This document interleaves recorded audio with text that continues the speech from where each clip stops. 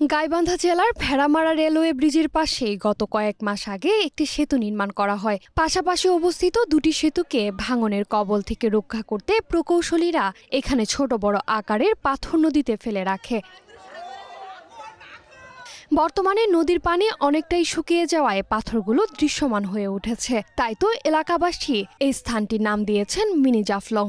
গাইবান্ধাবাসীদের জন্য আমাদের জাফলং এটাই। এখানে যদি আর একটু উন্নত করা যাইতো তাহলে এখানে আরো ভালো হইতো। ফ্রেন্ড সার্কেল মিলে আসলাম, আসে অনেক মজা করলাম, গোসল করলাম।